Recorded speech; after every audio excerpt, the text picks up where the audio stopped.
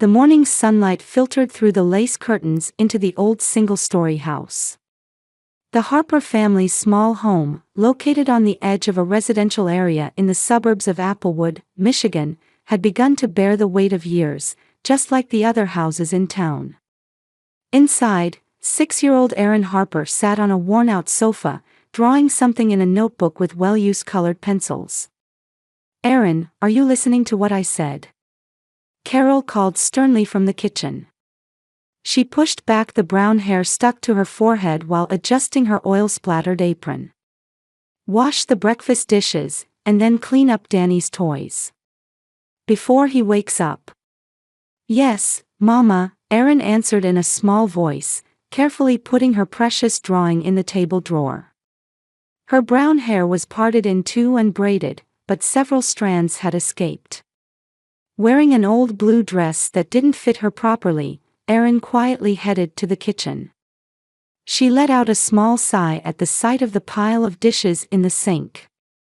Though they were just within her reach, it was always a difficult task for Erin. She pulled over a chair to stand on and began working when she heard the front door open. "Someone's home." Thomas's cheerful voice rang out. He owned an auto repair shop, but with the recent recession, business had become difficult. That shadow appeared on his face too, with a constant hint of worry mixed into his once cheerful demeanor. "Daddy!" 4-year-old Daniel burst out of the bedroom and hugged his father's legs. Thomas lifted his son high and spun him around. "Well now, my little engineer is already awake. Look what I brought you."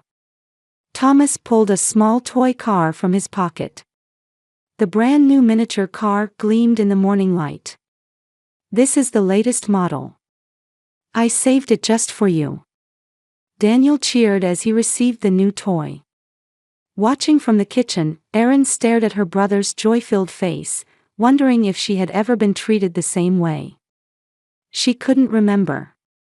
"Thomas, were you shopping during work hours?" Carol said with a thin smile. "Another new toy. You don't need to spend so much on him." "It's fine," Thomas winked at his wife. "Our successor deserves first-class things. He'll take over Harper Auto someday." Erin heard those words as she wiped the dishes. Successor. Something inside her shrank. Since Daniel was born, her presence in the house had been fading. Daniel always got new clothes. Daniel had big birthday parties. When she brought home a report card with A's, she received barely a nod from her parents. "Erin, haven't you finished the dishes yet?" Carol peered into the sink. "How long are you going to take?" "When you're done, clean up Danny's room. He's left his toys scattered everywhere." Erin nodded silently.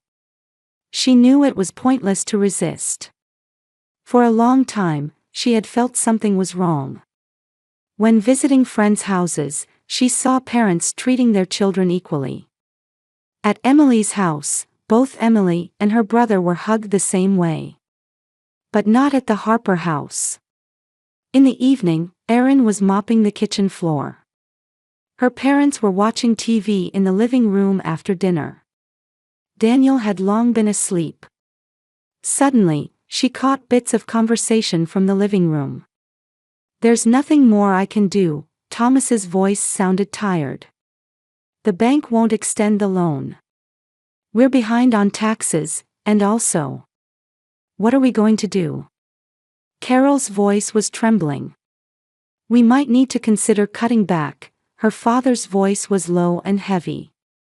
"As long as this recession continues, I don't think I can support a family of 4. "But..." Carol's voice broke. "Danny is still so young." "Yes." After a long silence, Thomas said, "There might be another way."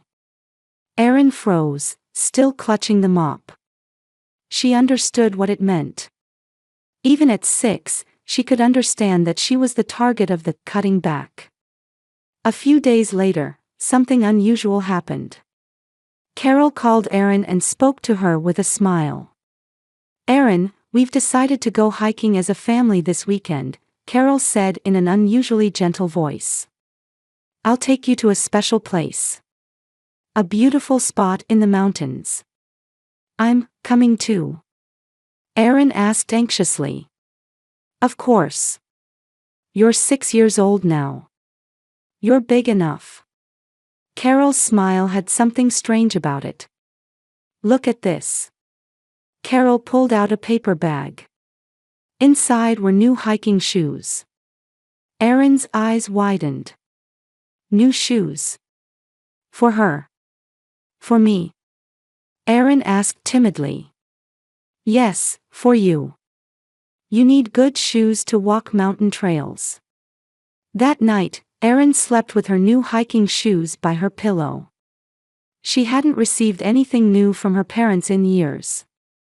Could this be the beginning of something special? She fell asleep dreaming of the hiking day, hope in her heart. At midnight, when Aaron got up to go to the bathroom, she passed by her parents' bedroom. The door was slightly open, and she could hear voices from inside. This is okay, right? It was Thomas's voice. We won't have to worry about her anymore, right? Yes, Carol answered. This is the best way. We can't bear any more burden. Aaron stopped and listened. She wanted to hear more, but sensing movement inside the room, she hurried back to her own bedroom. Lying in bed, she stared at the ceiling in the dim light. Hope and anxiety mingled in her chest. In the morning mist, the Harper's old station wagon headed toward the Blue Ridge Mountains. Gazing at the scenery passing by the window, Aaron happily looked at her new hiking shoes. The car was unusually peaceful, with gentle country music flowing from the radio. Today will be special, Thomas smiled at Aaron through the rearview mirror. I know a place with a great view. A secret place no one knows about. Aaron met her father's eyes and nodded slightly. Her chest was full of mixed feelings of expectation and anxiety. Something special would happen. The conversation she'd overheard last night flashed through her mind but was washed away by today's bright atmosphere. The family began preparing at the trailhead after parking the car in the lot. Carol took out a small camera from her backpack. Let's take a commemorative photo, she said in an unusually bright voice. Aaron, stand next to Danny. Aaron timidly stood beside her brother. Carol placed the camera on a nearby tree stump and set the timer. All right, everyone. Smile. With the click of the shutter, the four Harpers smiled at the mountain entrance. Aaron didn't yet know this would be their last family photo. The hiking trail was initially wide and well-maintained, but after walking for about an hour, Thomas suddenly turned onto a side path. Is this okay? This path isn't on the map, Carol asked in a slightly lowered voice. Don't worry, Thomas answered confidently. If we follow this path, we'll see an amazing view that no one knows about. The path became narrower and narrower, eventually looking like a game trail. Aaron walked carefully, trying not to trip on tree roots. Her family moved at a faster pace than her, and gradually the distance between them increased. Mom, Dad, wait. Aaron called out with a slightly panicked voice. We need to hurry before it gets dark, Carol said without looking back. Aaron tried to catch up quickly but slipped on a steep slope and hit her knee hard. Tears welled up in her eyes from the pain. Ouch! She whispered, but her family had already disappeared around the bend. Aaron got up, rubbing her muddy knee, and desperately followed after them. When she caught up, her family had stopped in a small clearing. Tall trees stood around them, and fallen leaves covered the ground thickly. No human voices could be heard from anywhere, only the chirping of birds and the sound of the wind. Here it is, Carol said. There was a strange coldness in her voice. What's here? Aaron asked anxiously. Thomas and Carol looked at each other, nodding as if confirming something. Carol stepped forward. "Erin," she said in a calm tone, "this is goodbye." Erin looked at her parents in confusion. "Goodbye? What do you mean?" "You need to survive on your own now," Carol continued. There was a smile on her face. Terrifyingly, it looked like a genuine smile. "This child is our only real child." She lifted Daniel into her arms and hugged him to her chest. Daniel, not understanding the situation, looked at his sister with a puzzled expression. "A boy is enough," Thomas said coldly. "We can't afford to raise a girl. Especially now." Erin's world collapsed. Her brain refused to understand her father's words. This must be a bad joke. Soon they would say, "Just kidding," and everyone would laugh and go home. "You're joking, right?" Erin said in a trembling voice. "Mom, Dad." But her parents' expressions didn't change. Carol averted her eyes from Erin, and Thomas adjusted his backpack on his shoulder. "Let's go," Thomas said to Carol and Daniel. "We need to get back before dark." "Don't go." Erin cried and ran to her parents. She tried to grab Thomas's arm, but he shook her off. "Please, don't leave me." Erin begged through tears. "I'll be good. I'll wash all the dishes." "Shut up," Thomas said in an irritated voice. "That's enough. You're staying here." Carol turned back one last time and smiled faintly. "Goodbye, Erin." And the three of them began to head back the way they came. Erin, bleeding from her knee, desperately tried to follow them. But when Thomas glared at her and stepped forward threateningly, she stopped in fear. "Don't follow us," his voice was low and menacing. "If you follow, I'll take you deeper into the forest where you'll never get out." Erin stood frozen. There was a coldness in her father's eyes she had never seen before. It was an order and a threat. She trembled as she watched her family disappear into the forest. "Mom. Dad." Her small voice was lost in the rustling of leaves blown by the wind. In the forest growing dim, 6-year-old Erin Harper was left all alone. She just stood there, unable to accept the reality that she was truly alone. "Erin Harper." A gentle voice called her name. Erin woke up in a room surrounded by white walls and looked up at a woman standing by her bed. A nurse's badge reflected the fluorescent light. "Where?" Erin's throat was dry, and her voice was hoarse. "The hospital, sweetie," the nurse smiled softly. "A hiking couple found you in the forest. They were very worried about you." All the memories rushed back at once. The mountain trail, her parents' cold smiles, the words, "This is goodbye." Tears welled up in Erin's eyes. "Mom and Dad." The nurse's expression clouded. "The police are looking for them. But the place where you were found was very remote. How did you end up in such a place?" Erin was at a loss for words. If she told the truth, would they believe her? Could adults understand that her parents had abandoned her? "I got lost," she said in a small voice. For the next few weeks, Erin stayed at a child welfare facility. The police were searching for her parents as missing persons. But she knew they wouldn't come back. Still, in a corner of her heart, she believed, "They'll regret it and come back for me." "Erin, there's someone here to see you." Janet, the social worker, poked her head into her small room. Beyond the door stood a couple with warm smiles. The woman was in her mid-50s, with kind eyes.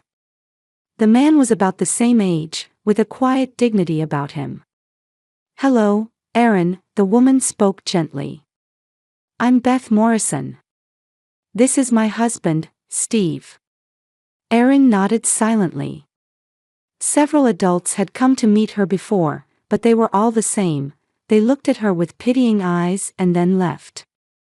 But the Morrisons were different. They visited every week, talked with Erin, read books, and sometimes went out. 2 months later, Janet told Erin with a happy face. "The Morrisons hope to become your foster parents. What do you think?" Erin's feelings were complex. The Morrisons were kind, but she was still afraid to open her heart. However, compared to living in the facility. Yes, she nodded slightly. On her first night at the Morrison home, Erin was shown to her own room. Light blue walls, white furniture, and small potted flowers by the window. "Do you like it?" Beth asked, gently stroking her hair. "If there's anything missing, just let me know." Erin looked around the room. "All of this is mine." "Of course," Beth smiled. "This is your place. I hope it becomes a place where you feel safe." That night, Erin was haunted by nightmares. She dreamed of being abandoned in the mountains, her parents disappearing. She screamed and woke up. Immediately, the door opened, and Beth rushed in. "It's okay, Erin," she gently embraced Erin. "I'm here. You're not alone anymore." The nightmares repeated almost every night. But each time, Beth comforted and protected her in the same way. Slowly, the ice in Erin's heart began to melt. When Erin returned to elementary school, she began to show talent in mathematics. Numbers never betrayed her. When her teacher noticed her talent and told Steve and Beth, they proudly praised her. "That's amazing, Erin," Beth said as she pinned her test results to the refrigerator. "I'm amazed by how smart you are. Your talent is special," Steve lightly patted her shoulder. "Cherish it." For Erin, this was a fresh experience. Being recognized for her worth, being praised, being loved. But the trauma of the past didn't disappear easily. Occasionally, anxiety would surface. Do they really want me? As a teenager, Erin joined the business club in high school. "If you like working with numbers, business is perfect for you," her teacher had recommended. There, she found a new way to use her talent. "College is just a year away," Steve brought up the topic during dinner one evening. "Where do you want to go?" "I'm not sure yet," Erin shrugged. About to turn 18, she still wasn't confident about her future. "We'll support you wherever you go," Beth said gently. "You can go to wonderful places." A few weeks later, a letter arrived for Erin. It was a scholarship offer from the University of Chicago's business school. "I can't believe it," Beth exclaimed. "Erin, this is amazing." "Really?" Erin stared at the letter. Did she really have such value? "Of course," Steve said, his voice choking up. "You have a special talent. And above all, you've worked hard. We're proud of you, Erin." During her 4 years at college, Erin studied intensively. Business strategy, marketing, finance, she absorbed it all. In her final year before graduation, she started a small web design company. The business that began in her dorm room had grown to employ 5 freelancers by the time she graduated.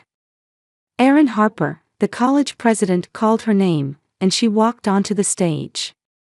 From the audience came the proud applause of Beth and Steve.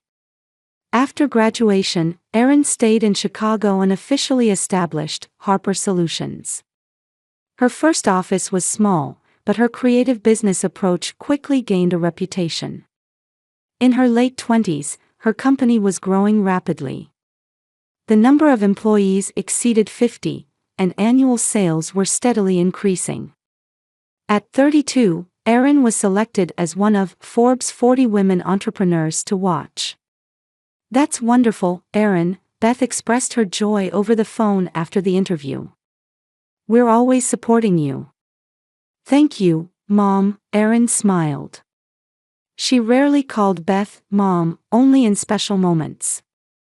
As a successful businesswoman, Erin was confident. However, in her private life, she was still afraid of building intimate relationships. There had been many encounters, but when they progressed to serious relationships, she was overcome with anxiety. The fear that I'll eventually be abandoned always whispered in her heart. On the surface, Erin Harper was strong, successful, and confident. But deep in her heart, that 6-year-old girl still lived there. That girl filled with fear and confusion, left alone in the mountains. So we've reached an agreement, Miss Harper. In the conference room of Harper Solutions, on the 58th floor of a Chicago skyscraper, Erin shook hands with a new client. The magnificent view of Lake Michigan spread outside the window, and the early summer sunlight brightly illuminated the room. It's an honor to do business with you, the executive of a long-established pharmaceutical company stood up, putting documents into his briefcase. The board will be pleased to work with such an innovative consulting firm as yours. The pleasure is mine, Erin responded with a smile. At 32, she had grown into a confident, beautiful woman. Dressed in a sharp gray suit, her brown hair was neatly arranged at her shoulders. I'm happy to assist during your company's transition period. After the clients left the conference room, Michael Chen, Erin's most trusted subordinate, approached her. A great success, boss, he applauded with a smile. The biggest contract this year. Let's toast to it. Erin nodded and called out to the remaining staff. Everyone, let's celebrate today's success. Gather in the lounge. As champagne corks popped and a pleasant atmosphere of celebration spread, Erin quietly savored her satisfaction. Harper Solutions had grown into a company with an annual revenue of $50 million and over 100 employees. Her unique consulting methods were highly regarded in the industry, and she was frequently featured in economic magazines like Forbes and Business Week. Erin, Jessica, her assistant, lightly tapped her shoulder. When you return to your office, there's a call from reception. Is something wrong? Erin frowned slightly. There are visitors. People without appointments. Jessica hesitated a bit. They say they're your parents. The blood drained from Erin's face. Her hand holding the glass trembled, spilling a little champagne. My parents. On her way to the office reception, Erin's mind was in turmoil. Parents? That's impossible. Her parents were the Morrisons. Or. With trembling hands, she rubbed her cheeks and took a deep breath. Stay calm, she told herself. It's a mistake. It must be someone else. When she reached reception, Jessica greeted her with an apologetic expression. They're over there, she pointed to the waiting area. There sat an elderly couple. The man was thin, with thinning hair mixed with white, and his back was slightly hunched. The woman was slender, with deep wrinkles on her face. Both were wearing inexpensive but clean clothes. Erin stopped in her tracks. Despite 26 years having passed, she knew. It was Thomas Harper and Carol Harper. The parents who had abandoned her in the mountains. Erin. Carol called her name in a trembling voice. You've really grown up. Erin stood frozen. She felt the curious eyes of the employees present turning toward her. She's our pride, Carol said to Jessica at the reception. There was a slight tremor in her voice. Our only daughter. We've been looking for you all this time, Thomas added. His eyes were tired, but there was something, was it expectation or regret, shining in them. We finally found you. The scene from that day vividly returned to Erin's mind. Her mother embracing her brother while saying, "This child is our only real child," her father coldly declaring, a boy is enough, herself left in the forest. Jessica looked at Erin. Miss Harper. Erin quietly shook her head. These are not my parents. Her voice was calm, but inside, an emotional storm was brewing. Please see them out. But, Erin. Carol stepped forward. Please listen, please. Call security, Erin said to Jessica. Then turning back to the couple, she added in an icy voice, don't come here again. Please. Thomas's voice trembled. He was no longer the frightening father in Erin's memory. Now he was just a frail old man. I am not your daughter, Erin lowered her voice. You decided that. 26 years ago, on that mountain. 2 security guards appeared and quietly escorted the resistant elderly couple. Erin watched them leave. Carol turned back, looking at Erin with eyes full of sadness. Was there remorse in her expression? Back in her office, Erin closed the door and leaned against it. Her heart was beating wildly. A wave of emotions she had suppressed for 26 years hit her. Anger, sadness, confusion, and above all, questions. Why had they appeared now? The next day, Erin's assistant brought an envelope. It was delivered first thing this morning. Security checked it, but there's nothing dangerous inside. Erin opened the envelope and read the letter inside. Dear Erin. I'm sorry about yesterday. We surprised you by appearing suddenly. But we had no choice. We wanted to see you. To see how well you've grown up. Please, let us talk to you. Give us a chance to explain. We're staying at a hotel. Please contact us at this number. With love. Mom. Erin crumpled the letter and threw it away. But that was just the first letter. More letters followed, and sometimes there were calls from the hotel phone. Why won't they give up? Erin stared out the window 2 weeks later, receiving yet another letter. She contacted her lawyer and instructed him to consider a restraining order against her parents.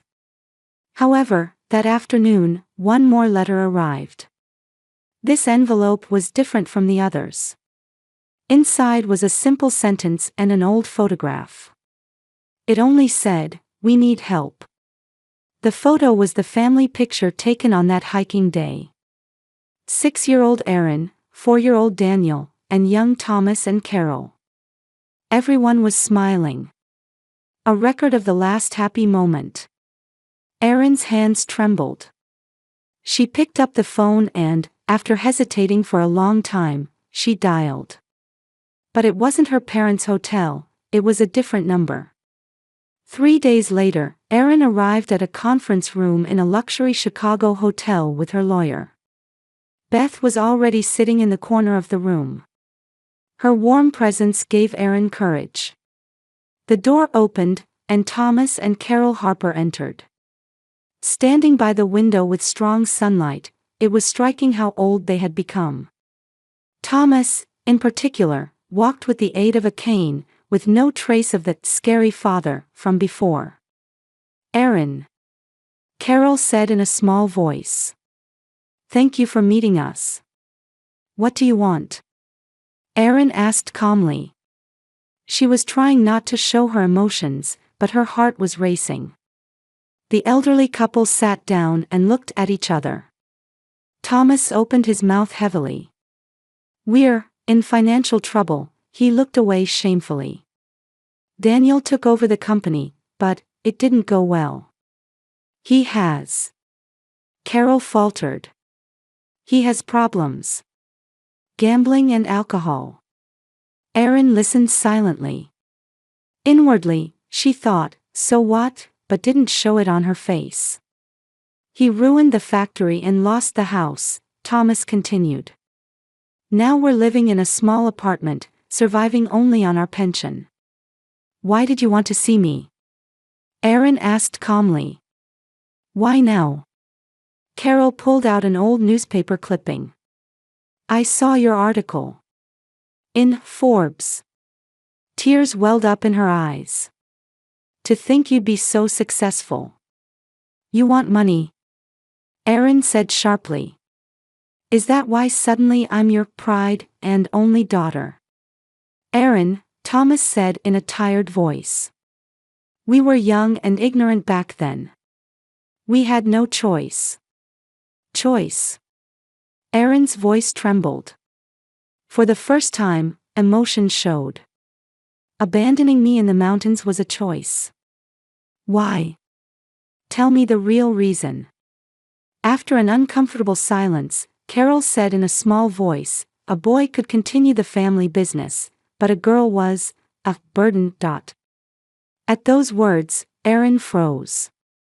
Something inside her broke. But at the same time, there was a feeling of release. She had finally heard the truth. I understand, Erin slowly stood up. I will instruct my lawyer. A small amount will be sent monthly for living expenses. Hope appeared on the faces of the elderly couple. But there are conditions, Erin continued calmly. Never contact me again. And Daniel must receive rehabilitation. But, Erin. Carol began to say, but Erin raised her hand to stop her. This is a deal. Not emotion. As she was leaving, Carol approached her. I'm not asking for forgiveness, just to let you know. We regret it. Erin stared at her. Still, that day, you were smiling. A year later, Thomas Harper died of a stroke. Erin didn't attend the funeral but sent flowers. Carol began volunteering at a local children's care facility, and Daniel chose to live honestly, working at a small repair shop while fighting his addictions. Erin established the New Beginning Scholarship. It was to support young people from foster homes. Why this foundation? A reporter asked her. Because I believe true family is created by choice and love, not blood ties, Erin answered. As she said this, she looked at Beth. Beth Morrison smiled at her daughter. In her eyes shone pride and unconditional love.